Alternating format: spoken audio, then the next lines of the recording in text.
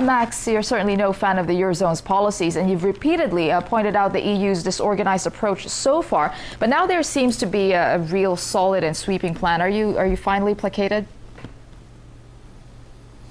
Well, the plan is to create a 1 trillion euro slush fund and to not write off 50% of Greek debts. That's a misperception. They're simply going to move it around, the fraudulent balance sheets that are being organized to operate together by the IMF. The IMF is taking a bigger role in this euro catastrophe now, which means that the IMF going forward will have a lot more power over these individual sovereigns.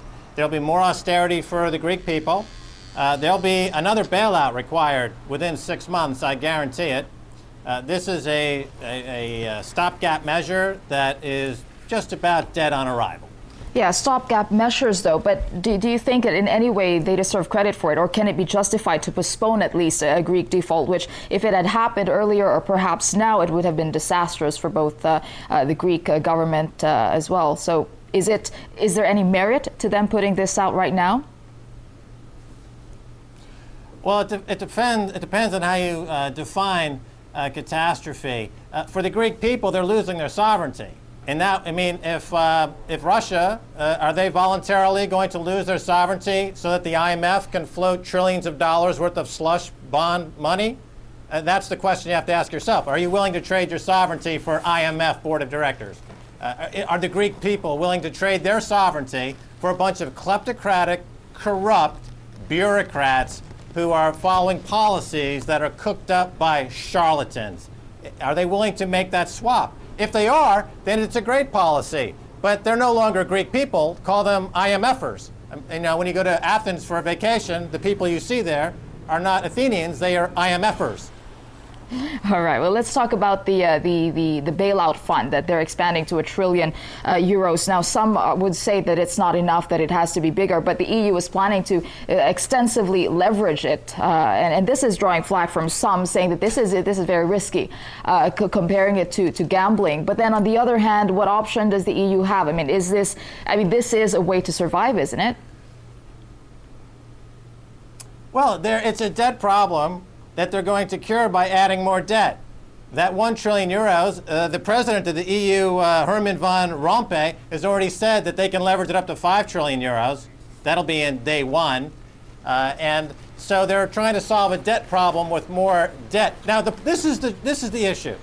When you expand the debt load in this manner by trillions of euros, you're increasing the complexity of the euro economy by a factor greater than a mere $5 trillion additional debt. You're expanding the complexity by a really much higher degree. You're guaranteeing economic collapse by increasing the complexity of the system by adding more debt. This is why this should be stopped.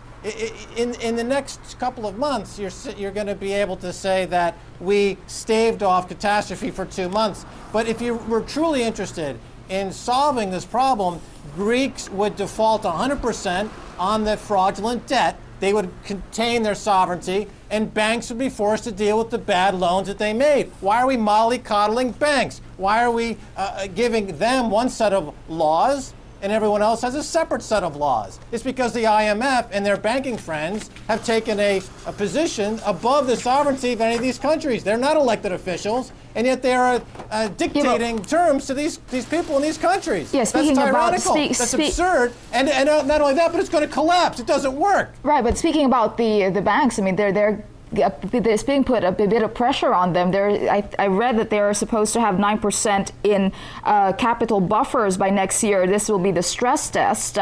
Is that putting a bit of a pressure on the banking sector as well? That 9% increase in capital buffers is going to be borrowed from the slush fund. That's just adding complexity.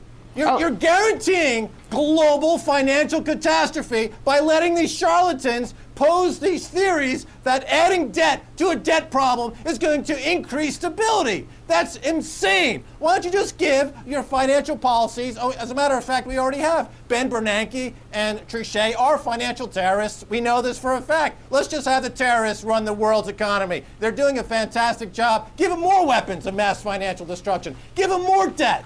It's absurd. Is nobody going to stand up to terrorism? I guess not. Oh, well. Very quickly, Max, we're running out of time, but very quickly, them looking to China. Your thoughts on that? Any sense of security? China, of course, has a huge potential loss here. They want to keep this system afloat as long as they possibly can while they grab as much gold as they possibly can.